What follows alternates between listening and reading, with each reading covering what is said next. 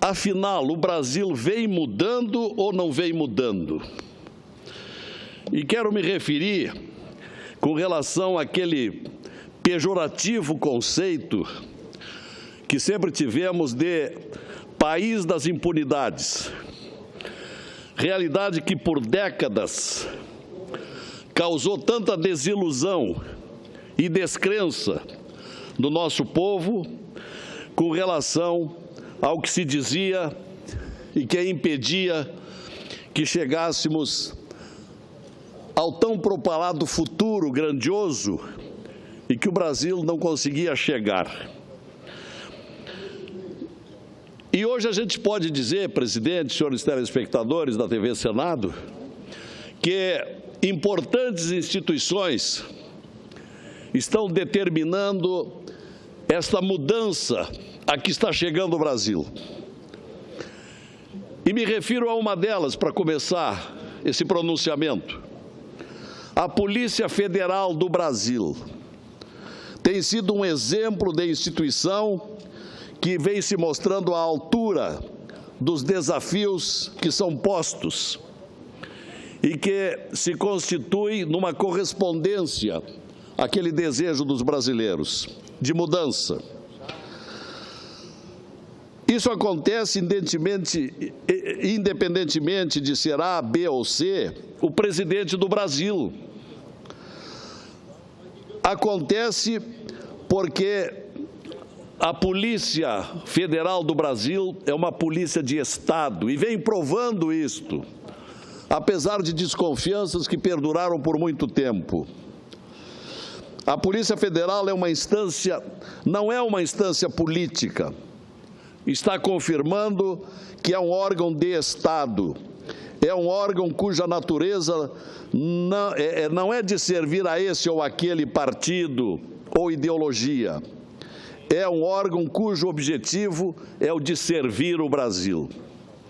A história da Polícia Federal é bastante longa e atribulada. Faço um rápido resumo.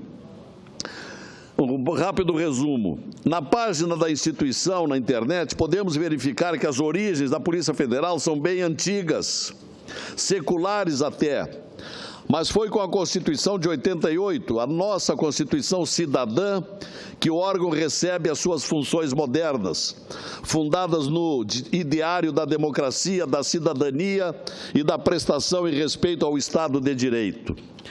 É claro que as competências da Polícia Federal são muitas. O texto constitucional foi bastante ambicioso ao delegar competência para a APF. É muita coisa, mas eu tomo a liberdade de relacioná-las objetivamente. Atividades da Polícia Federal: apurar infrações penais contra a ordem política e social, apurar infrações penais praticadas em detrimento de bens, serviços e interesses da União ou de suas entidades autárquicas e empresas públicas, apurar outras infrações penais cuja prática tenha repercussão interestadual ou internacional e exija repressão uniforme, segundo se dispuser em lei, prevenir e reprimir o tráfico ilícito de entorpecentes e drogas afins, prevenir e reprimir o contrabando e o descaminho sem prejuízo da ação fazendária e de outros órgãos públicos nas respectivas áreas de competência, exercer as funções de polícia marítima, aeroportuária e de fronteiras, exercer com exclusividade as funções de polícia judiciária da União. É isso, repito, algo que me parece fundamental. E, para tanto, voltemos um pouco ao passado. A Constituição de 88 foi a grande inflexão em nossa história. Foi ali, e temos alguns parlamentares aqui no Senado e também na Câmara, que foram constituintes, que se tomaram decisões fundamentais para o país. E a principal delas é que, pela primeira vez em nossa história, escolhemos o caminho irrevogável da democracia. Mas democracia não é apenas querer, é fazer. Democracia é construir instituições que garantam o respeito às regras e punição àqueles que as violam. Essa é a essência do Estado de Direito. Um governo fundado nas leis e, mais ainda, na convicção de que ninguém está acima delas. Quem imagina o contrário se equivoca e merece punição. A Polícia Federal, que vem rompendo uma cultura nefasta de raras prisões de poderosos, tem um papel fundamental nesse processo de consolidação da democracia. Exemplos são as muitas operações que tem realizado ao longo dos anos. Só para divulgar um número impressionante, senhor presidente. No site do órgão está divulgado que em 2003, isto é, há 13 anos, a Polícia Federal realizou 18 operações. 18. E nos seguintes anos foram crescendo até que, em 2014, foram 390 operações. Vejam o quanto mudou o trabalho da Polícia Federal. Em 2015, o ano passado, 516 operações da Polícia Federal. Compare-se o que era 13 anos atrás. Em 2003, 18 operações.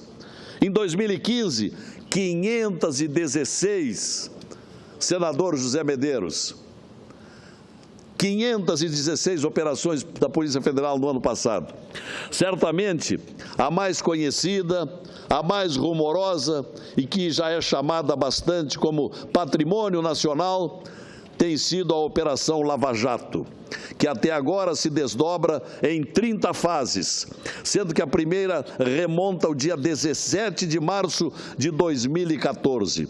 Mais de 2 anos, quando aproximadamente 400 policiais federais deram cumprimento a 81 mandados de busca e apreensão, 18 mandados de prisão preventiva, 10 mandados de prisão temporária e 19 mandados de condução coercitiva em 17 cidades dos estados do Paraná, São Paulo, Rio Grande do Sul, Santa Catarina, Rio de Janeiro, Mato Grosso, além do Distrito Federal. Começou ali como investigação da ação ilegal de doleiros, que por meio de laranjas estavam na prática de crimes contra o sistema financeiro nacional. À medida em que as investigações avançaram, foi possível verificar que havia uma gigantesca teia criminosa que havia se instalado como um polvo por todos os recantos do Estado e de empresas estatais, bem como nos fundos de pensão de empresas estatais. Uma ação criminosa que desviava verbas que poderiam e deveriam estar salvando vidas nos hospitais públicos, abrindo estradas, reduzindo a pobreza, dando educação mais qualificada aos nossos jovens e armando melhor as nossas polícias, apoiando nossos produtores rurais, etc. Tudo isso foi prejudicado pelas verdadeiras fortunas desviadas. Cito aqui algumas outras operações levadas a cabo pela Polícia Federal, a quem refiro e homenageio nesse meu pronunciamento. Na Operação Juízo Final, no dia 11 de novembro de 2014, foram presos os primeiros empreiteiros e operadores do esquema de distribuição de propinas obtidas mediante contratos com a Petrobras. Na 8ª fase da Lava Jato foi preso o ex-diretor internacional da Petrobras, Nestor Severó, agora há poucos dias em prisão domiciliar.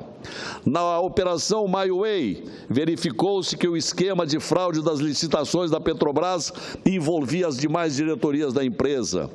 Na Erga Omnes, as investigações se expandiram para os crimes de formação de cartel, fraude a licitações, corrupção, desvio de verbas públicas e lavagem de dinheiro para 2 grandes empreiteiras com grande atuação no mercado nacional e internacional, Odebrecht e Andrade Gutierrez.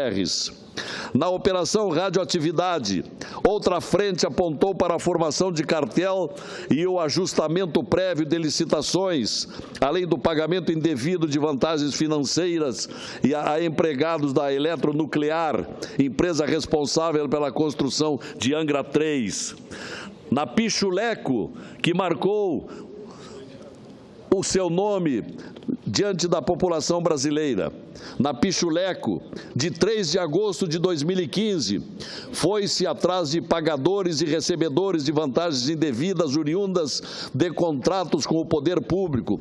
A operação se desdobrou na Pichuleco 2, que levou a mais prisões. Além dessas, houve desdobramentos marcantes da Lava Jato. A Operação Nessum Dorma, Corrosão, Passe Livre, Triplo X, Acarajé, Aleteia, Polimento, Xepa, Carbono 14, Vitória de Pirro, Repescagem, Vício. Por trás dos nomes de fantasia houve dezenas e dezenas de prisões, vários e vários crimes investigados e a apuração de que milhões e milhões de reais foram desviados nos últimos anos pelos 2 últimos governos, principalmente. Mas não se encerra nisso. Na terça-feira tivemos a Operação Boca Livre, que tratou dos desvios da Lei Rouanet de incentivo à cultura. Curiosa ironia, no Ministério da Cultura, um flagrante na cultura da corrupção, tão forte no Brasil. Houve 14 presos e a estimativa de desvios de mais de 180 milhões de reais. A brilhante jornalista Eliane Cantanhede, hoje no estado de São Paulo, afirmou com muita propriedade que onde o Ministério Público e a Polícia Federal põem o dedo, encontra-se alguma coisa. Segundo ela, parece que nada escapa da roubalheira, e tem toda a razão. Mas sou otimista, senhor presidente. Pouco a pouco, as investigações avançam, quadrilhas são desmontadas, grandes empresários são levados para a cadeia, políticos são investigados, bilhões de reais roubados são devolvidos aos cofres públicos. Tenho fé inabalável em nossa gente e em nosso país. Sei, porém, que não é fácil encontrar coisas boas nesses dias terríveis que atravessamos. Muitos são céticos, muitos são descrentes, mas penso diferente. Acredito no Brasil que está mudando e a atuação da Polícia Federal tem sido fundamental nesse processo de tornar o Brasil uma sociedade moderna, democrática e, sobretudo, respeitadora da lei e das regras. Uma lei igual para todos. Era o que pretendia dizer, senhor presidente, para procurar demonstrar que o Brasil vem mudando, sim, vem mudando por todas essas medidas que as nossas instituições vêm tomando, sobretudo Polícia Federal, Ministério Público Federal, Receita Federal e grande parte do Judiciário. Obrigado, senhor presidente.